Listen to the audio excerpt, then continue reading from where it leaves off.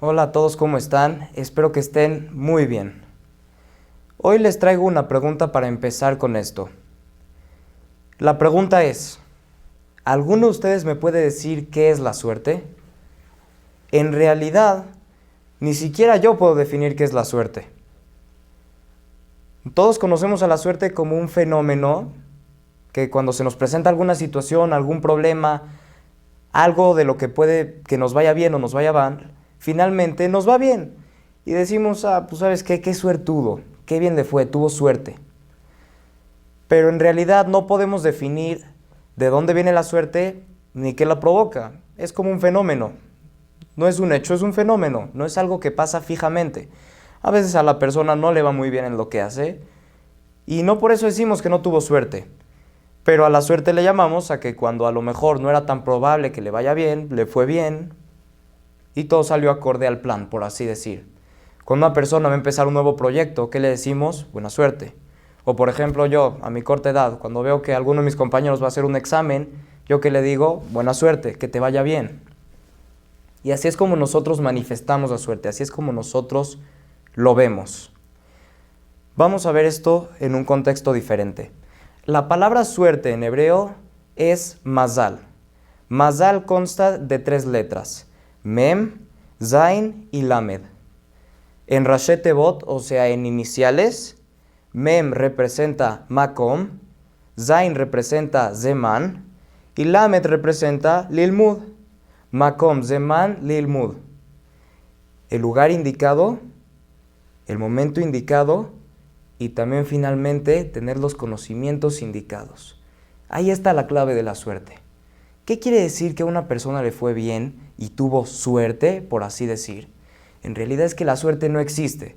Sí existía a lo mejor una probabilidad de que a esta persona no le vaya excelentemente bien lo que iba a hacer, pero a fin de cuentas, si lo hizo en el lugar correcto, en el momento correcto y con el conocimiento necesario, podemos entender que le va a ir bien y se entiende por qué le fue bien.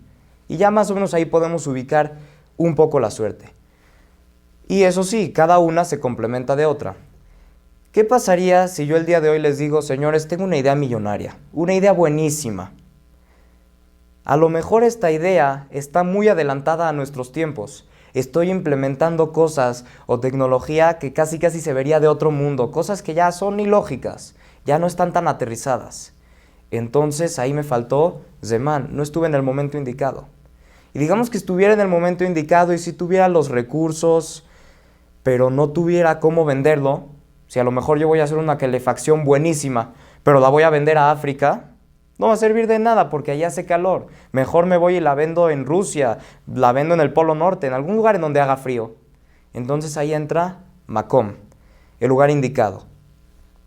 Y por último, pero no menos importante, si yo no hubiera tenido la idea, si yo no hubiera tenido el conocimiento, si yo no hubiera sabido cómo hacer esta idea millonaria, si yo no hubiera tenido mi plan, ninguna, ni Makom, ni Zeman, ni lugar, ni momento hubieran funcionado. Cada una se complementa de la otra. Sin embargo, les tengo que contar un secreto. A nosotros se nos relata en la Perashá Lech Lejá todo lo contrario. En Perashat Lech Lejá se nos habla de la historia de Abraham Avinu, el primer patriarca de todos. ¿Cómo le decían a Abraham Avinu? Abraham Ibrí, el hebreo, porque va en contra de la corriente. Es muy conocido este personaje. ¿Y qué fue lo que pasó con Abraham? Lech Lejá fue una de las 10 pruebas que Dios le puso para que Dios pudiera saber que podía confiar en Abraham y le entregara a él el pueblo judío y su descendencia fuera el pueblo de Israel. Entonces, si nosotros nos fijamos dentro de la prueba de Lech Lejá, Abraham al final sí le fue bien. Terminó estando en Eretz Kenán, que después eso geográficamente se convierte en Eretz Israel. Todo estaba perfecto. O sea, sí tuvo una vida muy sufrida, pero después de cada prueba venían cosas buenas. Dios siempre le enseñó el camino, pero la suerte nunca estuvo presente en él. Vamos a verlo en Lech Lejá. Vete por tu bien. Una de las primeras pruebas que Dios le dio fue vete por tu bien de tu tierra, de la tierra donde naciste, de donde te criaste y de tu familia. Y entonces, ¿qué fue lo que pasó? Ni siquiera le dijo a Abraham Avinu, oye, ¿sabes qué? Tú tienes que llegar a tal lugar. Solamente le dijo, vete, empieza a caminar. Oye Dios, ¿pero a dónde voy a llegar? Tú confía. Él ni siquiera sabía a dónde iba a llegar. Ahí nos falló la primera. Macom. No había un lugar definido. Vamos con la segunda, Zemán. Está escrito que cuando llegó Abraham a la tierra, había hambre. Entonces Abraham Avinu tuvo que irse a Mitzrayim a conseguir comida. Entonces ahí vemos que los tiempos no eran buenos tiempos. En realidad había hambruna. Cuando llegó a la tierra, pues estaban en crisis. Entonces ahí ya fallamos con la segunda. Y Lilmud, hoy en día nosotros tenemos Torah y Mitzvot.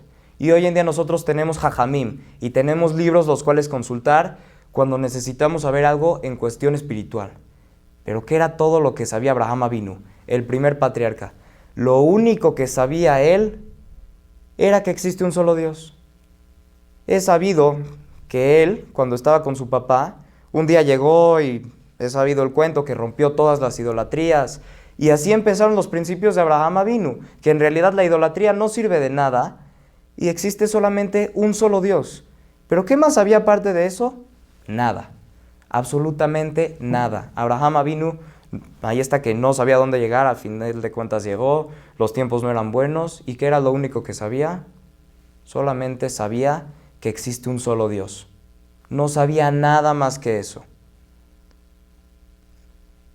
Pero si nosotros nos fijamos, Abraham Avinu no le hacía falta la suerte, no le hacía falta el mazal, porque está escrito que Am Israel me ala mazal. El pueblo de Israel siempre ha estado un escalón arriba de la suerte. Ni los astros pueden definir al pueblo de Israel. Es sabido que cuando Moshe Rabenu, cuando estaba en sus inicios, cuando nació, he sabido el cuento que su mamá lo puso en una canastita en el río, lo dejó y luego la hija del faraón lo tomó. Y el faraón había visto en los astros que un varón iba a ser el salvador de Israel. Y a fin de cuentas ni siquiera esa suerte le ayudó. ¿Por qué? Porque terminó criando en su propia casa al propio salvador del pueblo de Israel. El pueblo de Israel se ha probado muchas veces que está por arriba de la suerte. ¿Y qué es lo que nos define a nosotros para estar arriba de la suerte de otros pueblos? ¿Por qué Abraham Avinu tuvo este mérito de que a lo mejor no recibió el mazal, pero aún así le fue bien? Nada más para terminar, les voy a contar un Maseh allá, un cuento que sí pasó. No es algo de hace mucho tiempo, no tiene mucho tiempo, no conozco bien los datos exactos, pero se los voy a contar para que me entiendan. Había una vez un jajam, un rabino, que tenía una hija que ya estaba en edad de casarse. Esta hija, como era la hija del rabino, no se podía casar con cualquier persona. Tenía que casarse con alguien indicado, con alguien bueno en Torah y en Mitzvot, con alguien que tenga buenas cualidades, con alguien que sea culto, que sepa de lo que está haciendo. El jajam no le iba a dejar su descendencia a cualquier persona. Y el jajam estaba buscando por aquí, buscando por allá, y nada más no encontraba, no sabía qué hacer. Entonces llegó y dijo, lo que yo busco de un joven, pues es que sepa Torah, que sepa Mitzvot. Se le empezó a ocurrir una idea y dijo, ya sé qué voy a hacer. Agarró una hoja, escribió una pregunta de Gemara, una pregunta muy difícil. Y fue a una de las ciudades en las que se encontraban todos los jóvenes, los Bajurei Yeshiva que estaban estudiando. Jóvenes muy nuevos, muy frescos en el tema, jóvenes que saben. Y fue y pegó estas hojas en todas las yeshivot, en los Batek Nesiot, en todos los lugares de estudio, en todos los lugares de rezo, en todos lados en donde podría haber alguien, algún afortunado que pueda contestar la pregunta. Pegó el Señor esta pregunta. Y esperó. Después de eso empezó a llegar muchacho por muchacho. Y uno tras otro fallaban. No tenían bien la respuesta. El jajam los rechazaba, les decía, gracias por tu participación, pero no es la respuesta. Y pasó mucho tiempo y nada más no llegaba nadie. De repente llegó un jovencito así más o menos, no de lo más alto en Torah, no es que sabía mucho.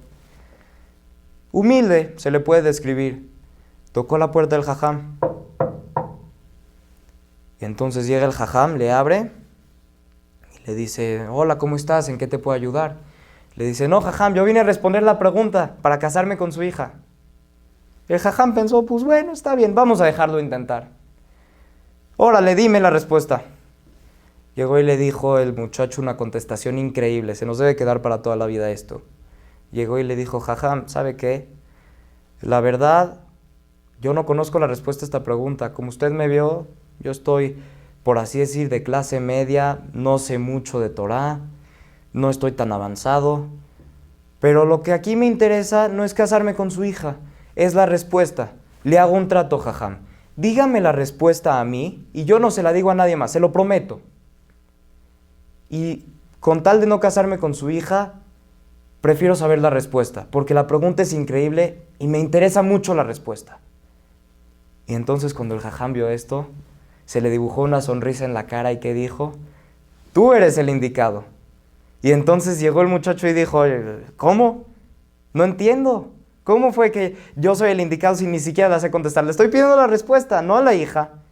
Llegó y le dijo el jajam, esta pregunta puede ser lo más difícil de este mundo y quién sabe, a lo mejor y ni tenga respuesta, a lo mejor nadie me la sepa contestar. Pero tú eres la única persona que puso primero a la Torá, que puso primero a la respuesta antes que al pago. Tú pusiste primero tu fe, tú pusiste primero tu espiritualidad antes que lo material, antes que mi hija, antes que tu familia, antes que tu futuro, antes que tu nombre, que saber que tú te vas a casar con la hija del jajam. Y ahí se basa toda la fe del pueblo de Israel. Poner siempre lo espiritual antes que lo material. Abraham Avinu, eso era lo que siempre hacía. Decía poco y hacía mucho. El Señor era un Señor muy justo, muy espiritual. Y gracias a eso nos convertimos en el pueblo de Israel que somos. Y gracias a Él y a esa fe, nosotros estamos como estamos. Gracias a eso Él no necesitó de la suerte. Gracias a eso llegó a elevar al pueblo de Israel a tal nivel. Abraham Avinu no creía porque veía, sino que él veía porque creía.